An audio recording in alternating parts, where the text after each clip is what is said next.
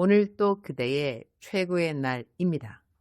2026년 4월 30일 목요일 최고의 날. 해산의 고통을 감수하는 리더. 갈라디아서 4장.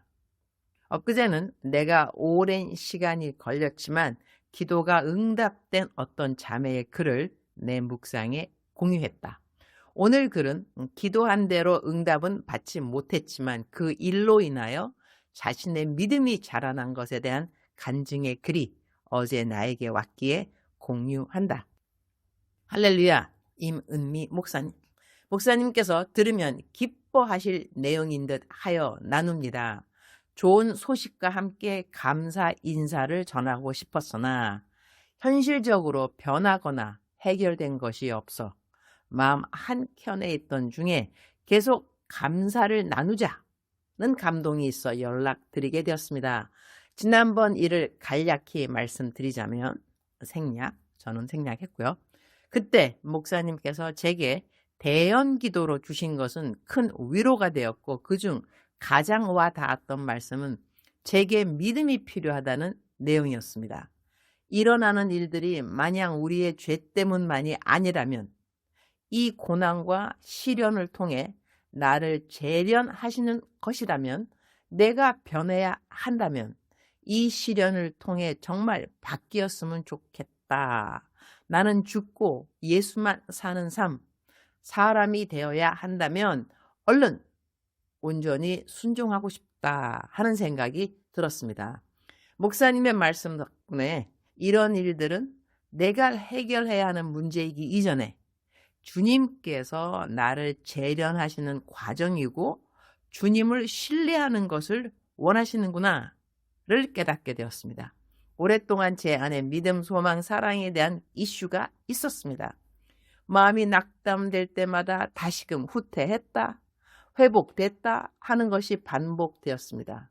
지금도 일시적인 것일 수도 모르지만 하나님이 저를 사랑하신다는 것이 머리로만 믿어지는 것이 아니라 나 정말 사랑받고 있구나 하고 그 사랑이 느껴지게 해주심이 감사하고 나는 아직 과정 중에 있지만 그 사랑을 닮아가고 있구나. 주님을 꼭 빼닮은 딸로 나를 만드시겠구나 하는 기쁨과 감사한 마음이 제 안에 생겼습니다.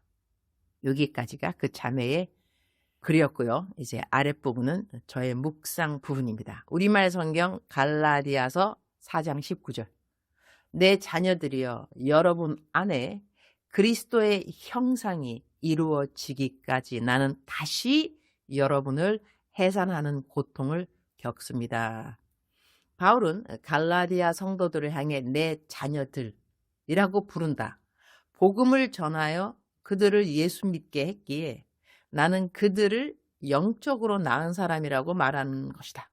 그런데 바울은 여기서 놀라운 고백을 한다. 나는 다시 너희를 해산하는 고통을 겪는다고 말한다. 이미 한번 낳았는데 왜 다시 해산의 고통을 겪는다고 말할까? 그 이유는 그들 안에 그리스도의 형상이 아직 완전히 이루어지지 않았기 때문이다. 믿는 것은 시작일 뿐이다. 그리스도를 닮아가는 것, 그분의 성품이 삶 속에 드러나는 것, 그것이 완성될 때까지는 여전히 과정 가운데 있는 것이다. 해산은 한순간의 사건이 아니다. 시간이 걸리는 과정이다.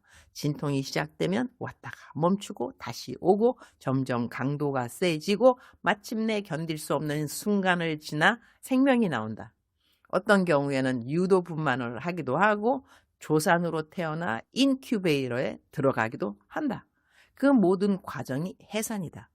영적인 것도 똑같다는 생각을 하게 된다. 한 사람이 예수를 믿었다고 해서 그 사람이 곧바로 장성한 분량에 이르는 것은 아니다. 믿음이 흔들리기도 하고 다시 세상으로 돌아가려 하기도 하고 연약함 속에 머물기도 한다. 그때 누군가는 그 사람을 위해 다시 해산의 고통을 겪어야 한다. 기도로 붙들고 말씀으로 권면하고 기다리고 참아내고 포기하지 않는 시간들이 필요한 것이다. 바울은 그 일을 하고 있었다. 그래서 그는 다시 해산의 고통을 겪는다고 말할 수 있었다. 나는 과연 한 사람을 위해 이 고통을 감당하고 있는가? 이 말씀 앞에서 나의 사역을 다시 돌아보게 된다. 한 사람 안에 그리스도의 형상이 이루어지기까지 나는 함께 아파하는가? 인내하면서 기다리는가? 기도로 붙들고 있는가? 말씀으로 했던 말이라도 또 하고 또 하면서 권면을 계속하는가? 주님, 오늘 또 최고의 날입니다. 새삼 바울 사도가 참 존경스러워지는 성경 말씀이네요. 저는 가끔은 바울 사도를 닮았다고 말했는데 오늘 바울 사도의 고백 앞에는 난 아직도 정말 멀었구나 그런 생각을 하게 됩니다. 내 믿음의 지체들 안에 그리스도의 형상이 이루어지게 해주십사 기도는 한다 해도 그리고 할 수 있는 자그마한 사랑의 제스처를 보여줄 수 있다 해도 해산의 고통을 하고 다시 한다라고 자신 있게 고백할 수는 없네요. 그렇다고 그렇지 않은 자신이라서 애통해하는 마음도 사실 없습니다. 저는 나 하나 일단 잘해놓고 그리고 다른 사람은 각자 알아서 잘해야지 이런 생각이 많은 것 같습니다. 그래서 사실 다른 사람들이 믿음의 진보가 없으면 아예 만날 생각도 제가 안 할 때가 있습니다. 그런 저에게 해산의 고통은 그야말로 환상 같은 표현인 것 같습니다. 주님, 어쩌면 바울 사도는 여자가 아니라서 정말 해산의 고통이 무엇인지 모르는 것은 아닐까요? 그러니 이렇게 어마어마한 표현을 하는 것은 아닐까요? 주님, 죄송합니다. 오늘 제가 변명이 많네요. 못하면 못한다.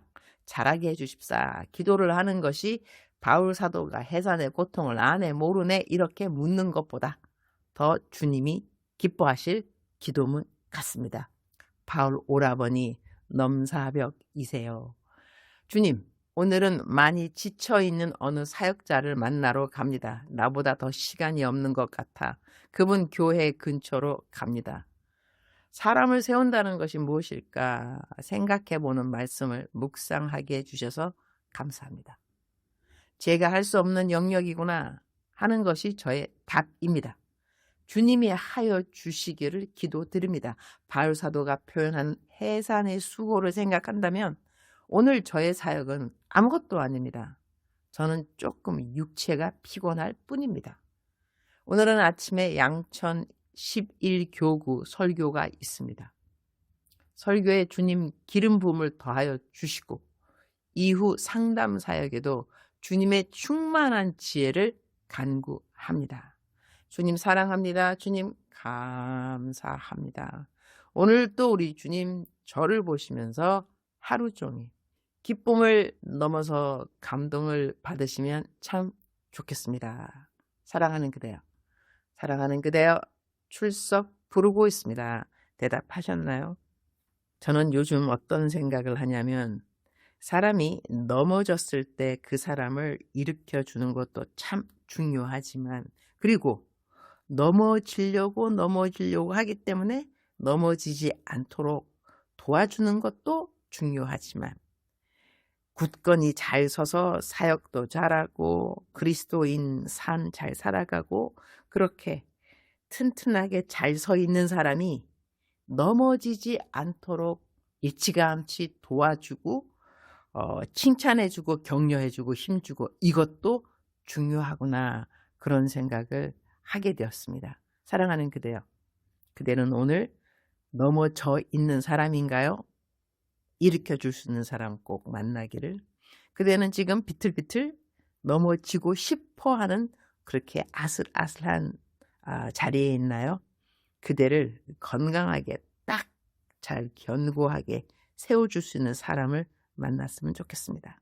그대는 오늘 튼튼하고 건강하고 힘이 있고 남들을 도와주는 사람인가요? 절대로 넘어지지 않도록 꼭 그 자리를 잘 지킬 수 있도록 하나님께서 힘을 주시기를 축복합니다. 사랑하는 그대여 사랑합니다. 사랑하는 그대여 축복합니다. 오늘 또 그대의 최고의 날입니다.